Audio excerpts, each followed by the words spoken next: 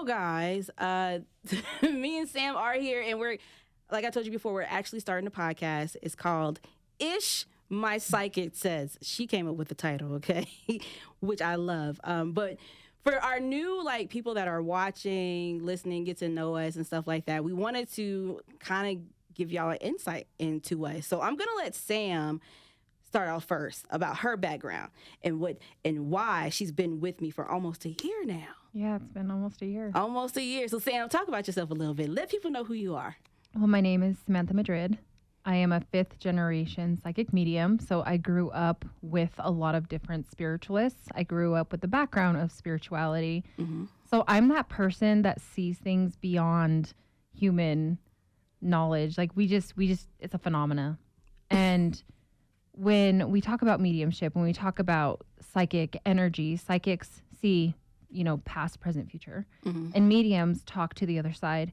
And I grew up having memories of age 3, 4, and 5 talking to the other side. And I have psychic memories starting at age 10, 11, 12. Wow. So it's always been a thing where people will come to me from all over the place. I don't solicit. I don't solicit my business, my energy. Mm-hmm.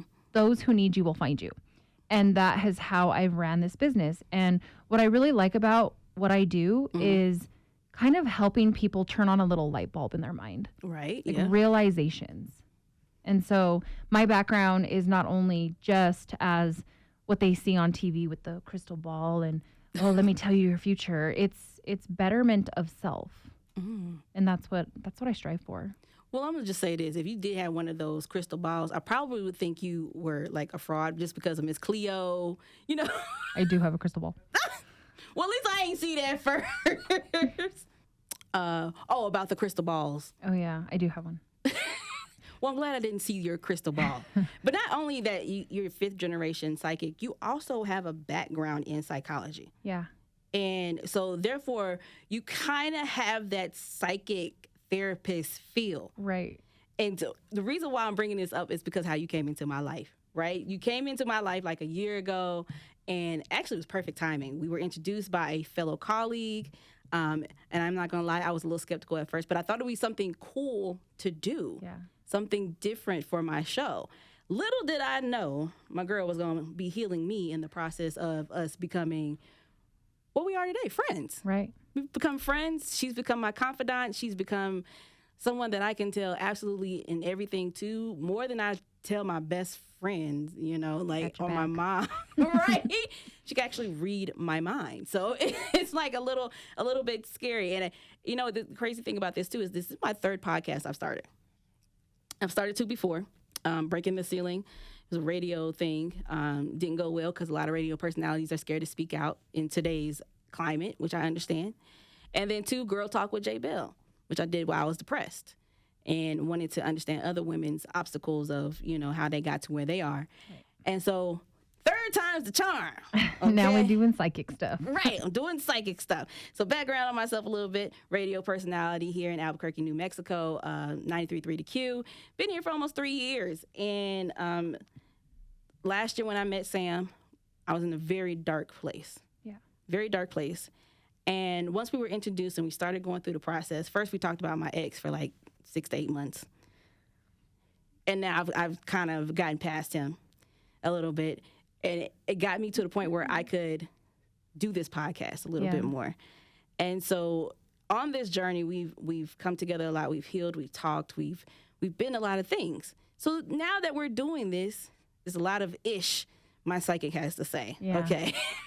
That's all I do. Yes, always do. For our first episode, though, we were going to talk about energy.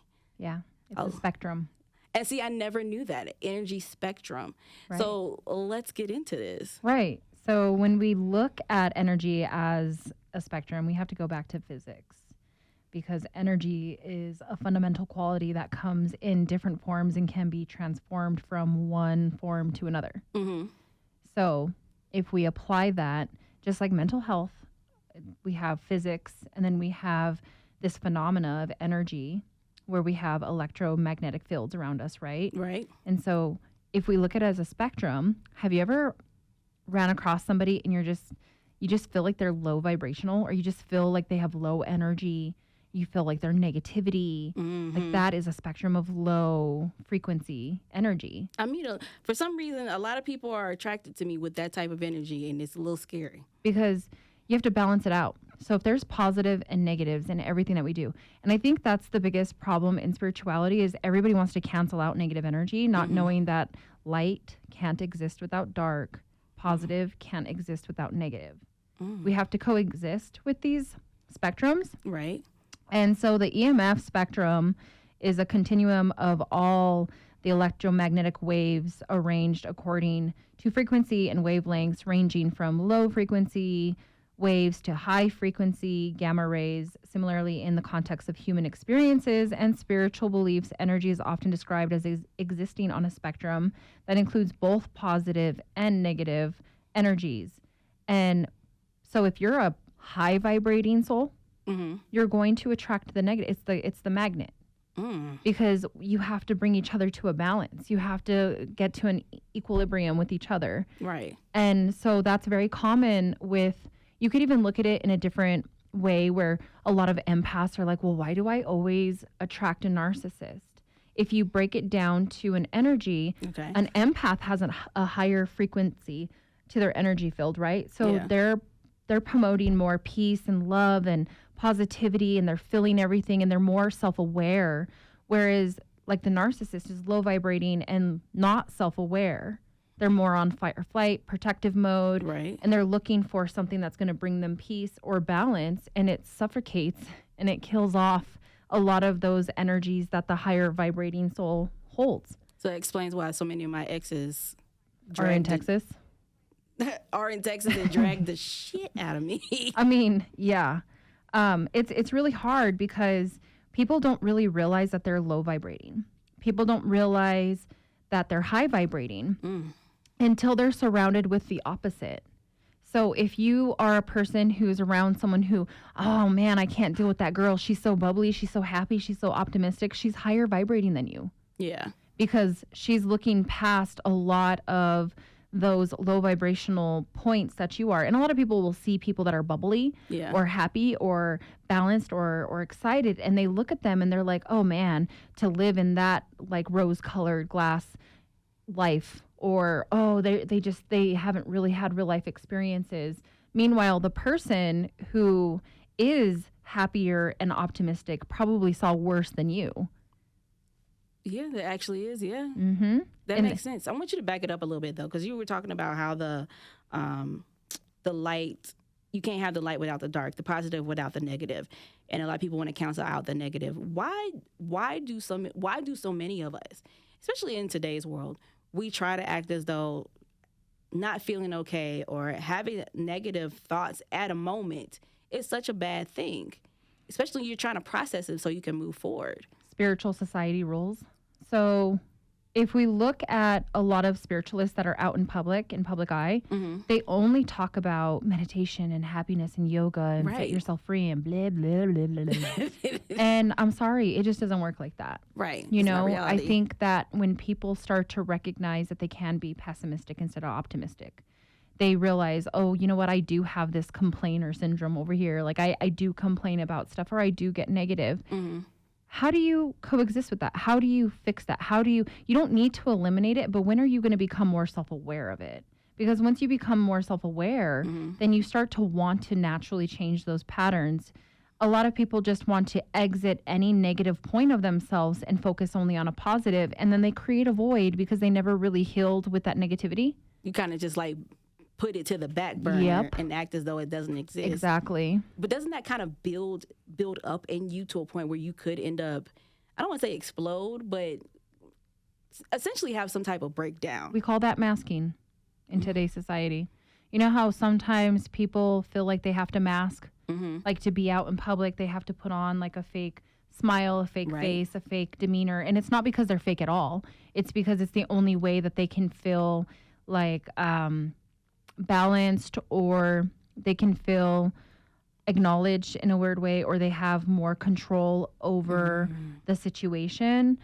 We do that. So when we're not dealing with that negative side, last week we talked on air about shadow work and how important shadow work is to your spiritual path. Yeah. Today we're talking about energy being on a spectrum, low vibrational, high vibrational, and a lot of people sit in the middle, and it is what it is. Right. There's majority of people who sit in this middle of the spectrum where they can be low and they can be high, and then they go up and down with a frequency. If you look at a radio wave, it's the same thing. Right. Yeah. Yeah, it is. It's the same thing. And people want to shy away from the negative because they think that means that they're not good enough, qualified. People have imposter syndrome with their own spirituality because they think that they have to sit in this high vibration 24/7. They don't realize that, hey, you are a soul having a human experience. It's okay to fall down once in a while. Yeah.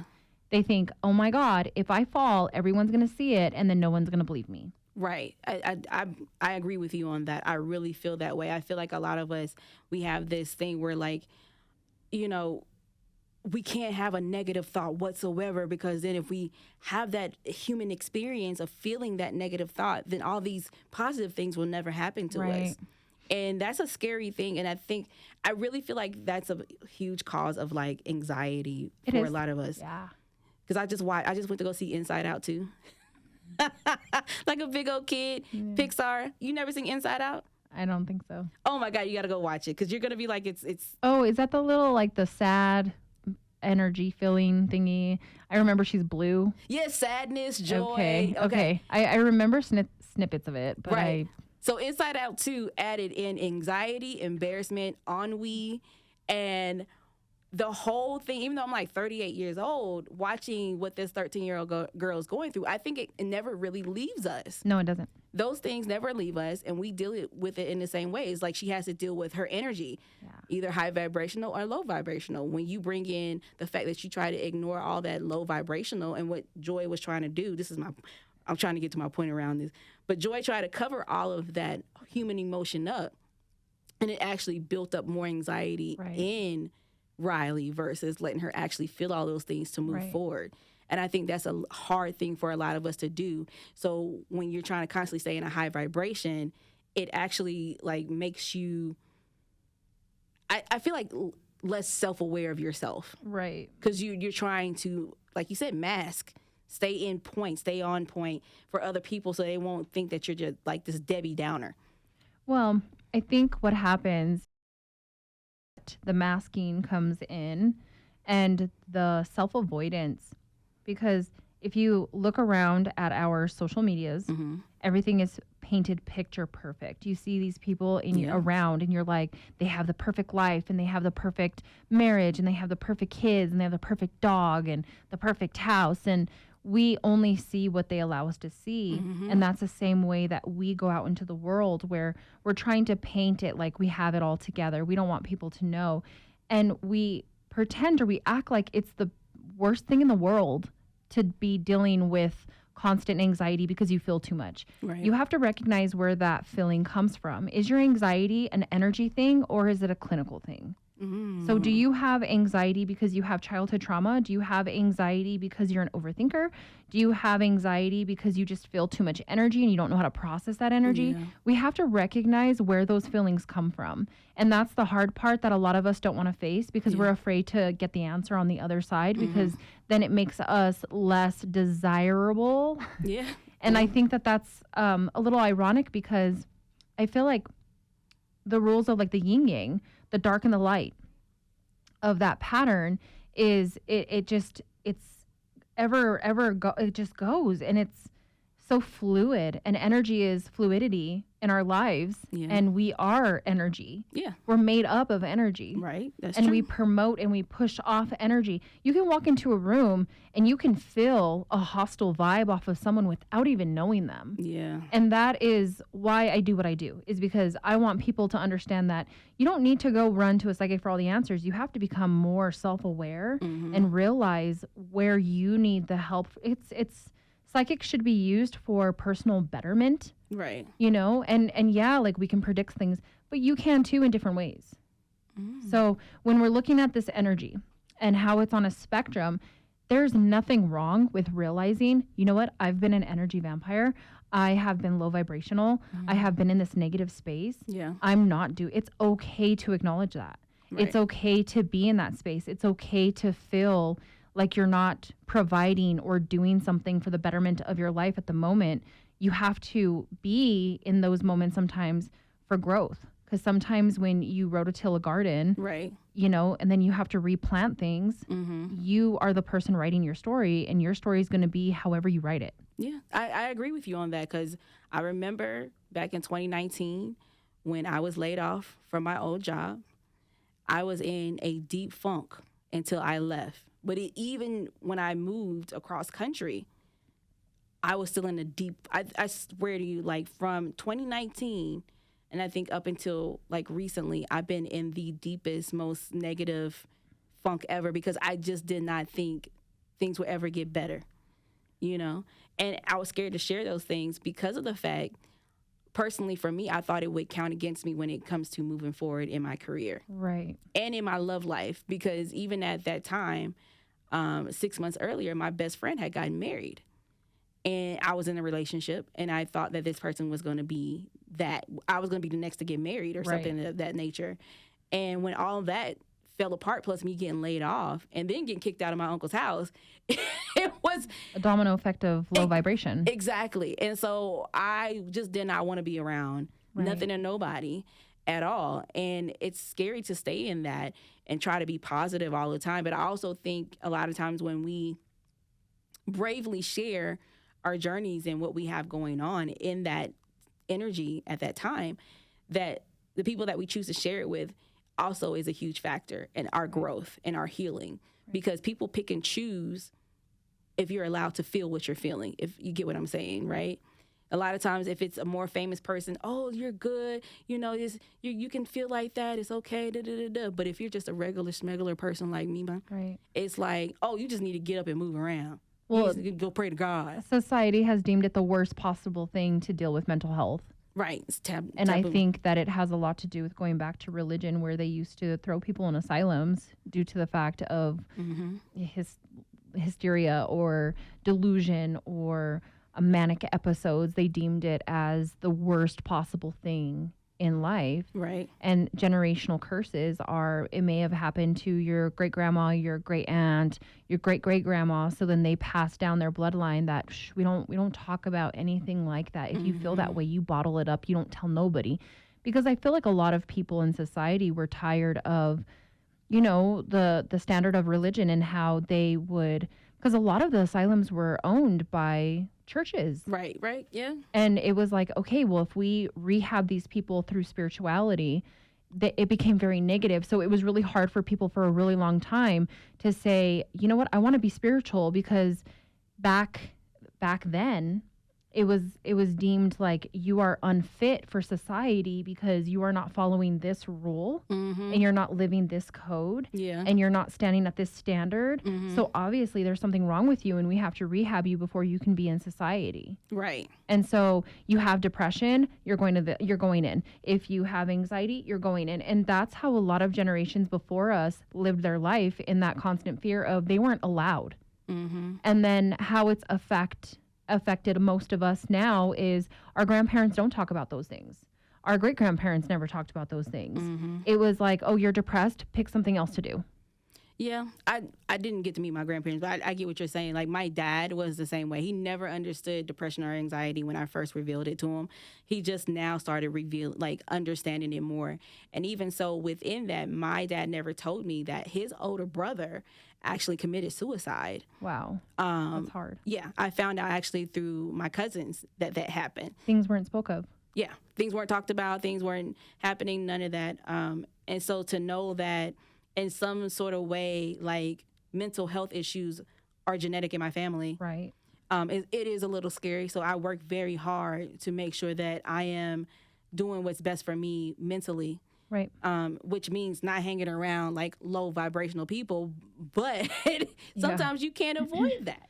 If you look at it as a spectrum, and we're all on the same spectrum, you have to understand that energy, mental health, physical, like all of these spectrums that we have, we're never going to be on the same page, and every person is a point. If we can do like a degree, a point system, everyone has a number, everyone has, you know, and I think when we're looking at energy and we're realizing that we have these lower vibrational points in our energy, we have to sit there and do some reflection and say, okay, where did this come from? Is it a childhood? Is it rooted? Right. Is it like a childhood memory? Is it a core memory? Is it something? Who, what, when, where, why? And journaling is like the perfect way to start this whole journey of spirituality, where you sit with yourself and you're reflecting on main points of your life that have been impactful in either a negative or a positive way. Because if it's in a negative way and you've had a lot of impactful situations, then yeah, you're going to be vibrating at a lower vibration because you were never taught higher vibrational energy. Yeah. You're taught to survive. And most people in a low vibration, they are the people who live that they're like constantly fight or flight mode. They're constantly looking for ways to run away. They have avoidant attachment styles. They have just all of these avoiding the inevitable situations in their life because anything that was high vibrational, they weren't good enough for. And they've put that in their mind because if it was supposed to be in my life, I would have had it. And we get stuck behind that. Yeah. And so to break out of a low vibrational energy, you have to reflect on where did it start? Where did it come from? What are your memories with this feeling, with this emotion? And if you do need help, get a counselor that helps with life coaching. Get a counselor that helps with grief. Grief coaching is amazing. A lot of people will get stuck in low vibration because they've lost a friend, they've lost a partner, they've lost a child, they've lost a job, they've lost like that grief cycle. A lot of loss, I watched you go through that grief cycle last year when I met you. And it was a roller coaster.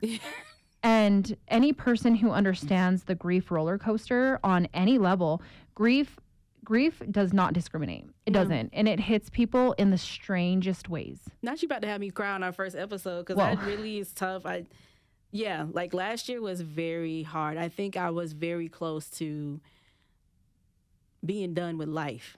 Right. And see how vibrational energy pulls in what you need before things get too tough. Yeah. Like you met me, then we started really talking about real stuff. Right. And then you finally felt like you could relate, or you finally felt heard, or you finally felt like, okay, I'm processing this. This is what this is. And I feel like a lot of people don't have that. And I think that, starting a podcast talking about these differences in spirituality will kind of connect us all to the same perspective. Right. Yeah. Because it's helping everybody hear it, because everything you learn is from a perspective of somebody. Right. Exactly. It's not matter of fact stuff. It's just my perspective of this is what we're talking about. And if it helps 1,000 people, great. If it doesn't, I'm sorry. Right. But it's one of those things where you find people in your lowest parts of your life that change your mind. Yeah. I mean, you could, like for me last year, I think you could actually see. Oh, I did. On my body, on my face, the way I dressed. You were tense. I was bad. Yeah. But here's the thing with that. You've come so far with yourself because you had to deal with stuff. Yeah. And that's what I suggest to people is we usually find relationships when we want to fill a void.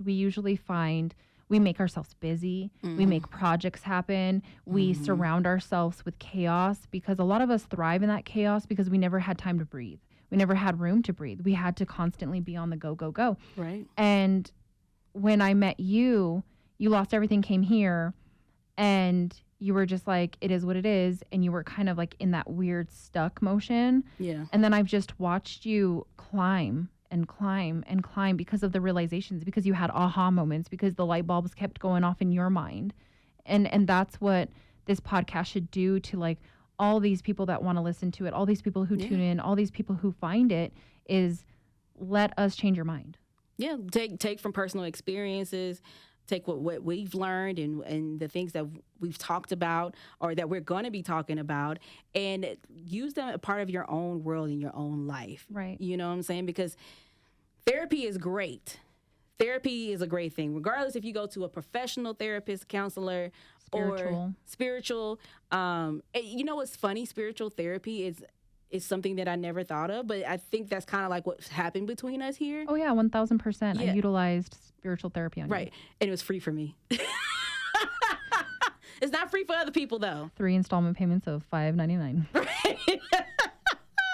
No, but I do encourage it because I think I also think too, like people have a different thought of spiritual therapy. When I think about spiritual therapy, I think about religion.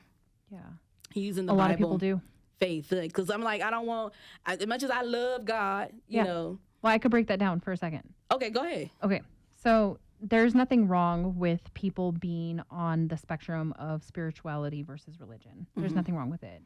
I am an open door to various types of people, whether it be a rock hard, I love Jesus, or an atheist who's like, I don't believe in any of that. That's fine. The fact of it is that everything that we do, everything that we touch, everything that we know is connected. Human beings are the most empathic things in existence. We can walk into a room, feel things. We make things happen. We're manifestors. And when a lot of people come to me, I don't advertise my business at all because I was taught from a young age that if a person needs you, they will find you. And that has been the most impactful statement that I've ever learned as a psychic, because a lot of psychics do advertise, and a lot of, there's nothing wrong with that. That's their business. There's nothing wrong with that. Yeah. But I've had a lot of people come to me from escaping religion, escaping more of the controlled type religions or the set in stone. And with spirituality, if you're closed-minded, that's okay. But if you're open-minded, how are you going to fit with a closed mind? If you are an open-minded person and you're looking at all these possibilities, how are you ever going to fit in with closed-minded, like on this is the way that it goes, it's this rule? There's structured and non-structured spirituality. Okay. So you're going to find it not just in religion, you're going to find it in spirituality too. You're going to find these people in spirituality that are like gung-ho, these are the rules, this is what you have to do, you have to follow it, my way or the highway, someone's appointed. That's a cult, baby.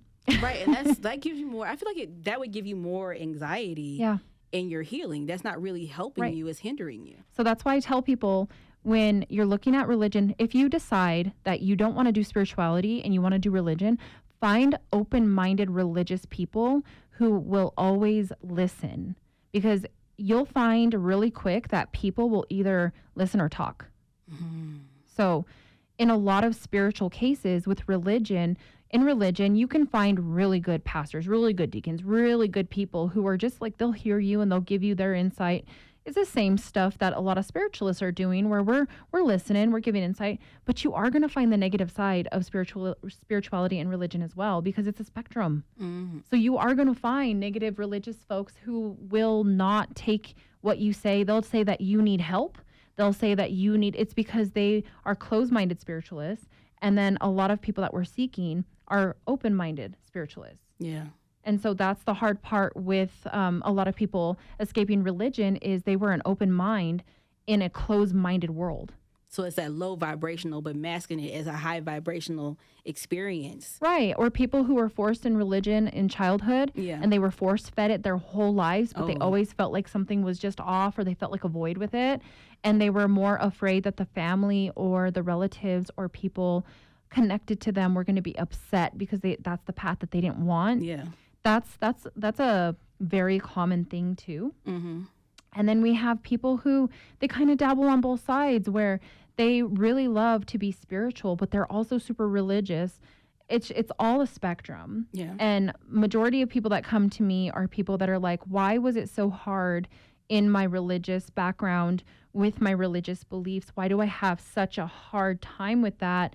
And it's because we have to go backwards and say, okay, I have to unlearn all of this, and I have to start making things for myself, and I have to start self-validating and hearing myself and following myself, and take everything that I was taught as the perspective of the person teaching me.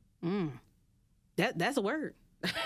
Because I think we've all at some point had to do it. I feel like it gets closer as you get older too. Like you start to, all those things that you used to think you had to have, it starts fading away. Oh, yeah. Needing Material validation. wealth. Yeah. And then the outside validation. No, I still want wealth. Material wealth, though, like all the things that you would buy that you're no longer buying. It's a lot of things change. We know, J.Belle. I still need it all. Okay. I ain't never had no money. When I get some, I'm buying it all. I'm like, as you should. Right, exactly. But I forgot what I was saying. Go ahead. I lost my train of thought. Okay. So when people start losing the need to want the validation or the yes, outside validation. Yes. I think that's where I was going with it. Like, as you get older, you don't want or need those outside validation. Right. You don't need it anymore. You start to feel it more within yourself. Now, there are going to be moments where you still feel like you need it from time to time. But for the most part, it's kind of those situations where it's like, F them people. Yeah. You know, like your vibration starts to change. And that's where the energy spectrum comes in. Sometimes you're in the middle, you start moving towards the higher moments, and that starts to be more in your life. Right. Instead of you always moving down. And I think also, too, as you get older, you change your circle of people. Oh, all the time. It's evolution. Yeah. We evolve all the time. Yeah, I used to feel sad about that. Like, I was like, oh, man, these people are not my friends anymore. Like, what did I do wrong? And I was like, well, and I sit there and think to myself now, they were there for a time and a moment. And even when I think back to like how the friendships actually were, it was very one-sided. Because you were only emotionally available for that. Yeah, and also they took advantage of my kindness. Right. You know? And a lot of people can relate to that because I think now in society, a lot of people have realized, especially when you get older, you start to realize, my God, I don't have as many friends as I used to, or I used to have so many friends, or I was popular, or whatever the case may be. I think that a lot of people growing up had either on the spectrum of being surrounded by people to fill voids, or were the black sheep and didn't want to be around people because they felt misunderstood. I definitely was. I think I am a black sheep, but only because on my mom's side of the family, I feel like there were expectations of who I should be instead of accepting who I am. And that's hard. It is very, very hard. And that's when we go back to that religion, closed-minded, like how things were taught. If you can go back and you look through your whole life, everything you have been taught was perspective of who taught you. There's no truth to anything. Yeah. And once you blow your own mind with like that realization that everything that you were taught was a perspective of another human being. Right. It's not set in stone. It's not matter of fact. Like they have scientific proof on a lot of things. I get it. But when it comes to like yourself, your validation of self, who you are, who you choose to be, who is going to teach you to be you? You. Yeah, the only person, because you're the one that's living within yourself. So having to gravitate away from things that were holding you back was to save your life, not to hinder you. So everything that happened for the betterment of you. And so when we look back and we look at with a different set of eyes where it's like, would you have been happy in that job still? Would you have been happy in that relationship still? If you look at your life right now and you look backwards at all of the things you've had realizations over, reflection over, time to process over, you would say absolutely not. Yeah, no, because the job that I was at, the manager, she didn't believe in me as an on-air talent. Right. She called me mediocre. And then as we know, later on with my ex, it fell apart. It fell apart, but also the other things that I've learned too. You know? And so see, like we can always look back, and a lot of us can be pessimistic. We can be like, I can't believe all that happened to me. When is it going to be, a lot of us, when is it going to be my turn? When is it my time to shine? Always a bridesmaid, never a bride. Yes. Like always the auntie, but never the mom. Like we all have things that are holding us back. But if we could look at energy, and we could look at what energy is trying to do, is energy is trying to do the first thing that it was supposed to do from the existing of our time. It talks to us. Human beings understand energy. We don't learn words until we're 2, 3. Yeah. Energy. How come a mom can look at her baby and say, my baby's hungry? Not because the baby's crying, but there's a lot of intuitive people that they'll know, like, oh, it's about time for this child. It's an intuitive thing, and we work so intuitively. If we go all the way backwards when they talked about how caveman discovered fire and all this stuff, and there was no words, there was language and grunts, and who knows, we weren't there. Right. No. But the fact of it is that energy has been every part of our life from the beginning of our time. Even like when our parents created us. Okay? Yeah. And then when we're born it's an energy. Yeah. When we're born into this world, it really, I think the type of energy that you're born into is a reflection of who you become. Right. Birth is a whole ritual. Right. It is it's like a portal, and this life comes out of this portal, and it's a ritual. Right. Right. And if we can look at it super energetically, and we can look at it in very scientific, it doesn't matter. what I feel that people need to understand is that when you feel low vibrational, you're jealous, you're angry more, you're upset quicker, you are quick to respond in an emotion because your inner child needs something. There's like a neglect, there's a pain, there's a frustration, and there's nothing wrong with that. The fact is that recognize it. Recognize those patterns with yourself. If you recognize those patterns, you're more than likely to say, I need help with that. Yeah. I need to have some understanding. I need to have some form of development. And once you master yourself, because that's the point of this life journey, is we think we come into this world trying to get the best cars, the best houses, the best husbands, wives, whatever. We think that that is the main goal of our life. Yeah. That is small-minded, 1,000%. Really? Because the main thing is you're put on this plane to master the one thing that people have not cracked the code on, yourself. Ooh. Because you're surrounded by what you think you have to master, and you're avoiding the real cause. Your soul is put into this bodysuit, which makes it your soul mate. You're already with your soulmate because your soul chose your body. Right. And people out there are like, oh, well, I don't feel whole because I don't have my soulmate. Yes, there are soulmates out there. There are soul connections. There's karmic connections. There's so many things that intertwine. All of it is to either make your life better, impactful, rise it, or it's because you have to learn lessons with something you're not dealing with yourself. Every negative thing that comes to your path is something that you're not recognizing within yourself because we're mirrors of each other. Okay. That's why we evolve away from friends. That's why we evolve away, because we grow from something. And then we look back, they haven't changed, but you have. Right. Or they changed and you haven't. It is what it is. That explains, okay, and that makes sense to me. I'm going to tell you why. Because of the fact that every time I go back home to North Carolina, my body feels like it's trying to purge itself. Yep. I feel nauseated. I don't feel like I belong. Right. And I actually keep to myself a lot when your I'm body there. rejecting. Yeah, like I don't like being there. Right. And I've always wondered why, and it's hard for me to explain to my dad because he thinks it's about him. And I'm like, no, it has nothing to do with you. But I also never told you a lot of the things that I dealt with growing up when I wasn't around you, which still to this day I probably will never tell my dad. Well, I mean, that's your experience. I feel like you care too much to not allow him to feel the pain that you've gone through. Right. I've already explained some things to him, and it's like it's hard to explain or have that on my dad's spirit at his age, like talking about being sexually abused or being emotionally abused or sexually assaulted. It was like we don't talk about it. Right. And, I didn't want to talk about it because of the fact that, like you said, I didn't want to hurt my dad. Right. I didn't or make him feel guilty or make him feel obligated to want to fix it. Exactly. Because the first thing that came out of his mouth when I didn't mention it was, why didn't we call the cops?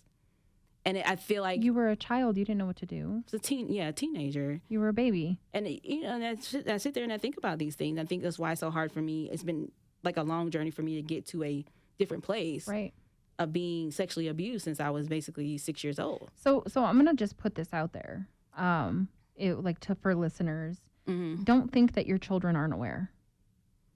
Straight up. Because you were a child and you were aware of things that your mom and dad were going through. It's an energy thing. Yeah. We have to stop thinking that our children are innocent to the point where they don't know what's going on with us. Right. They see our sadness. They see our struggles. They see everything. And then they take those as adults, young adults, they take that as children, human beings. They take that energy and they store it within themselves. And then they have either a fear of it or they have like a stress factor or a trauma from it. And a lot of adults will say, oh no, like they're a child. They're not going to comprehend what's going on or they're not going to comprehend what's happening. And that's a lie. Our children are so aware because guess what? They don't have anything else going on but us. Right, exactly. So they do. And I can reflect back on things that my family went through and things I went through. And I'm like, wow, I was hyper aware. And a lot of people in society think, oh, well, my kids are so busy. They have school. They have all these things. Yeah, but they're also very intuitive and they're aware of I'm going to give an example. Like when people think they have to stay in a marriage for the kids, that is disturbing, first of all, because your child and yourself are exposed to a really unhealthy, and this is only for people who are in very miserable or unfulfilling relationships where it should have been over years ago. Right. People are scared to leave those. Yeah, they're afraid, and it has a lot to do with going back. Religion said you can't get divorced, you can't do this, and people will still feel that way. A lot of people are like, no, I'm not going to give up just because it's bad, which is fine. Right. But if the relationship is really toxic and you have children involved and you think that these children need to watch you guys stay together for the sake of them having a mother and father, that is wrong. Get yourself out of it, build a healthy relationship with that child, and then cope with all of it. Get some counseling for that. But keeping children in these toxic relationships where you obviously are miserable, your children are going to watch you be miserable. And then your children are going to grow up and they're going to say, well, that's love, because that's what my parents taught me, is we need to be toxic because they were toxic. Well, I'll give it to my parents. They definitely split up when I was younger, and I knew something was going on. And although my dad didn't want the divorce, my mom did. Right. I feel like I could be far worse off if they had stayed together. You would have, yeah. So I'm happy that that my mom made the decision to leave, exit. To leave the marriage, because that is very, very scary. Okay, so energy spectrum, high vibration, low vibration. I want to play a quick game because I love celebrities, entertainment, all that good stuff. I'm gonna name a celebrity. Okay. You gotta name them high vibrational, low vibrational. Okay, go for it. All right, first one, I'm already gonna do it because she's been all over the news because of her marriage with Ben Affleck. Jennifer Lopez. Low vibrational. Ooh, low vibrational. Okay, next person. 50 Cent. He's moderate. Moderate? Why? Because he can be super high vibrational, but he can go very dark. So he's in the middle. He's in the middle of that spectrum. Okay. Beyonce. She's the middle. Really? So just because you see her happy and go lucky because it's all public, she has struggles. She is moderate. So I feel like she puts a high vibrational persona out there because it's her job and she knows how to do it. And I feel that she can probably be super high vibrational. Right. But I feel like she has a lot of stress. And I feel like, people think that she has the easy life and she has the high life. And I don't. I feel like that could be low vibrational and very isolating. And she probably doesn't really have a lot of people who can actually relate to her without treating her like a superior. And that's hard. So that's moderate. Okay. So she probably stays in the middle because it's where she feels like she can kind of cover all her bases, where she doesn't let people see her low because she'll do that in private. And then she kind of stays in this high. So people always think she's super high, but she's in the middle. Okay. Joe Biden. I said it's so country. Joe Biden. Joe Biden. I feel very much like it's hard to give someone a spectrum when they don't have a really healthy mental capacity. So I feel like in his young years, he probably was a high vibrational functioning person because he had dreams and motivations and he was out seeking stuff. But I think he's sick, and it's really hard to read people who are sick. So the rumors are true, the way he's been wandering off lately. I'll give you one more. Let's see. Trying to think of who I can think. Let's see. Somebody else has been in the news really big lately. Oh, man. You can even pull up a list. No, I don't need to pull up a list. Maybe I should. Hold on. Let's go on our... Sorry, people. I just thought of this. Thought it would be really cool to do. Let's see. You know what? I'll just do one randomly because she's been in the news about stealing people's man and stuff. Ariana Grande. She's a high vibrational. So it's natural. All that energy she has is natural. I thought it was fake, too. It's a fight or flight mode. A lot of her energy is fight or flight due to the fact that she grew up in a hostile environment. I feel like she's had to watch her parents have a lot of struggles. And so being in Disney and doing all these things, she's had to be on survival mode for a long period of time. Right. So her high vibrational energy comes off as very sketch. But it's like a higher vibration on the level of she is not afraid to take what she wants. She will go and get whatever she wants. She has no disregard to anyone else but herself. And that's high vibrational. Because someone who and it sucks to say it this way, but someone who really cares about everyone around them, they get stuck in low vibrational because they're swamped by the feelings of how do they feel about me? Do they like me? Do they care? High vibrational people don't care. They just go and get what they want because it's a vibration. Okay. So everything that she shows is her authentic self. All right, Ariana. I already listened to your music. I love you, but now I got a better idea. Speaking of Disney, Miley Cyrus. Low vibrational. She suffers from a lot of depression and a lot of physical, emotional fatigue. I do feel that because she grew up in that type of a realm, I feel like she has a lot of her own struggles. I think that she is kind of like the underdog and she tries to help people as much as possible. Right. But she also has her fears of the future. She has a lot of fears. And I think that she kind of got dealt a really crap. People are like, oh, well, she had money and she had this. Yeah, but it doesn't make you happy. Right. And so I feel that she struggles with getting to that high vibration because she had to break out of something that her dad created her to be for such a long time. And everyone was like, well, she's crazy and she's sporadic and she's all over the place and she's this. No, she was a child actor, a child trying to break out of a cult-ish lifestyle where she was stuck. You have to be this 24/7. Right. So she spazzed out. So what? We all spaz out. Yeah. It's called being a teenager. Yeah, that's true. And she grew up in the hardest area to be a teenager, Hollywood. Right. And during the hardest times, because it was like late 2000s. Right. So she's in more of the lower vibrational realms. And I think that that's because she is a humanitarian. She definitely wants to stay down because she wants to like blend in. She can be high vibrational when she performs and when she sees people. They see her more as the high vibrational, but I think she really likes that disconnect and keeps herself more low. So like not wanting to be seen all the time. Okay. And then last one, me. You're in the middle. Okay, I'll take that. Because you can go really low. Oh, yeah. And then I'm like, oh, God, here's Eeyore and his cloud coming on in. And then you can go really high and fun and start dancing. So you stay in the middle where it's comfortable. I would say, okay, if I were to go back, Miley is kind of in the middle, but it feels like her energy lately has been low. So I don't know if she's going through something. But I could say she's in the middle, too. Middle people are good because they know how to balance it out. Okay. Okay, gotcha. You don't want to be super high vibrational and you don't want to be super low. Like, you want to stay in a balanced... Yeah. You don't want to always be... Because I feel like that's very, like, draining on either end. You don't want all your energy drained. Right. Because you're always sad or you're always at a high point. Right. That's and going back to, like, me saying J.Lo is a low vibrational... and it has more of a negative energy attached to her because she hates people and she doesn't really like... a lot of things that are going on in her world.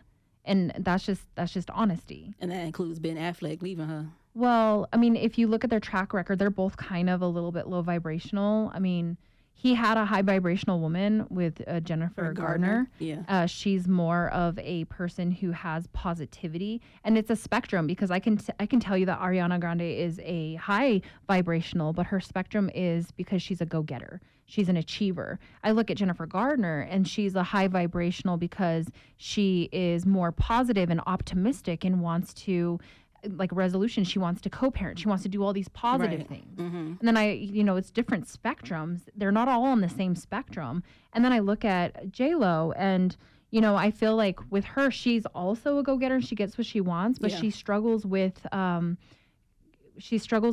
getting on the same page with people, and she struggles with relating to people and humbling herself. And that's low vibrational because people that have had influences with her or interactions with her have all come forward and said she wasn't very nice. Yeah, I've seen those. There's a lot. There's more of the she wasn't very nice than there is that she was great. And even studios and like a lot of people just struggle with her. And I think that it's because she has unhealed trauma from her childhood. Right. I feel like she probably grew up not really having, therefore now that she probably holds on to it for dear life and she doesn't want anyone to take it from her. So she kind of uppercuts and steps all over and whatever. It's whatever. Yeah. And Ben Affleck, I think that he has addiction problems. Various. Yeah. And it feels very much like he maybe doesn't promote serotonin or he struggles with serotonin. I'm not his doctor. I'm not his psychologist, but it's an energy thing where someone can put off an energy and you're just like, damn, like you love the honeymoon to the lust. It's like the lust. He's I feel like maybe one of his addictions is lust. So he's like, I don't want to say love bombing, but like, I don't think he love bombs. I think he's attracted to the high vibrational energy, but doesn't know how to maintain it. Gotcha. Okay. And so it's different. Okay.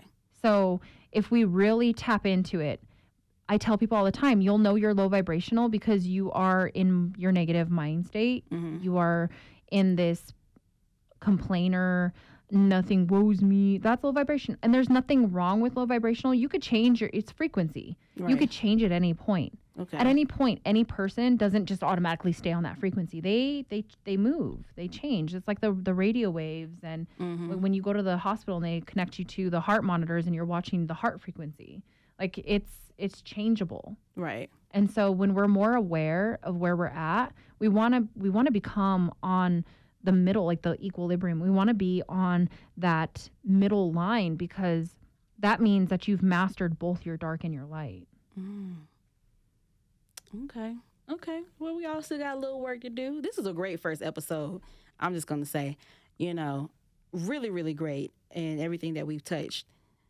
Yeah, we went deep. I feel like we went deep on this first episode. So I'm excited to see what happens with us next. I feel like the next chapter should be, why do people keep saying masculine energy and what's feminine energy? Yes. I want to talk about soulmates too and how that all comes into play. We got episodes planned up here, but this first episode really, really great. Learned a lot of new stuff as I always do when you come in on Tuesdays. Okay.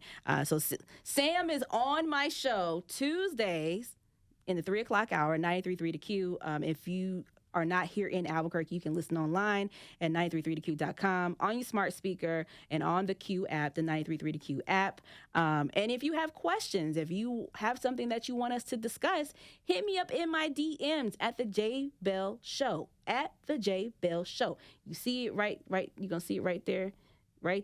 Hit me up right there in my DMs, okay? Sam, tell me where to follow you at. You can find me on Instagram at sacred.moon, SAKRID, period, MOON. Okay. I'm on TikTok. We'll talk about that later. But that's the main page where people can follow and find me. All right, guys. All right, so Ish, my psychic, says, we're going to figure out the schedule, but just make sure that you hit the subscribe button, the follow button, listen to us, and listen to Samantha every Tuesday right here on the J.Belle Show. Gotta go. See you guys next time. Peace out. If Sam is on her phone, say bye, Sam. Bye, y'all. She's talking to a boo thing. Bye.